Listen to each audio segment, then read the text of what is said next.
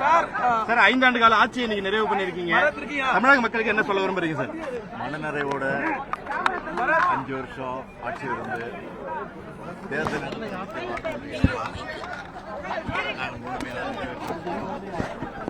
அதுல முழு மனநிறைவோட சரி, அது மட்டும் இல்லாம இந்த மனநிறைவோடு நான் வச்சு சொல்றேன், மீண்டும் திராவிட முன்னேற்ற கழகத்தின் தலைமையில் தான் ஆட்சி அமையும். அது உறுதி. விரைவில் சந்திக்கும். சார், எதிர்கட்சி உறுப்பினர் நீங்க மீண்டும் முதலமைச்சரா வரணும்னு சொல்றாரு, அதை எப்படி பாக்குறீங்க சார்? எதிர்கட்சி மக்களே சொல்றாங்களே, மக்கள் எல்லாருமே சொல்றாங்க. அதனால நிச்சயம் நாங்கள் தான் ஆட்சிக்கு வருவோம்.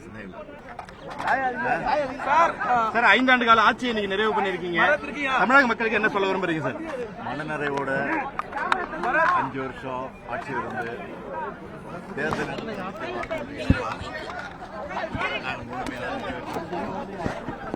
அதுல முழு மனநிறைவோட சரி, அது மட்டும் இல்லாம இந்த மனநிறைவோடு நான் வச்சு சொல்றேன், மீண்டும் திராவிட முன்னேற்ற கழகத்தின் தலைமையில் தான் ஆட்சி அமையும்.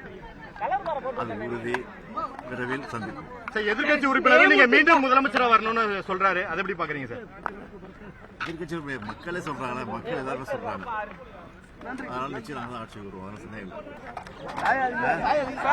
சார் 5 ஆண்டு கால ஆட்சியை நீங்க நிறைவு பண்ணிருக்கீங்க. தமிழக மக்களுக்கு என்ன சொல்ல விரும்புறீங்க சார்? மனநிறைவோட 5 வருஷம் ஆட்சி இருந்து தேர்தல்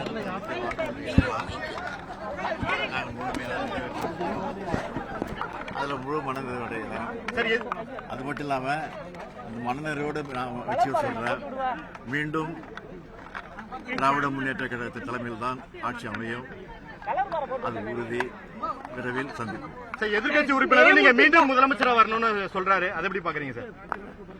எதிர்கட்சி மக்களே சொல்றாங்களே, மக்கள் எல்லாருமே சொல்றாங்க. அதனால நிச்சயம் நாங்கள் தான் ஆட்சிக்கு வருவோம்.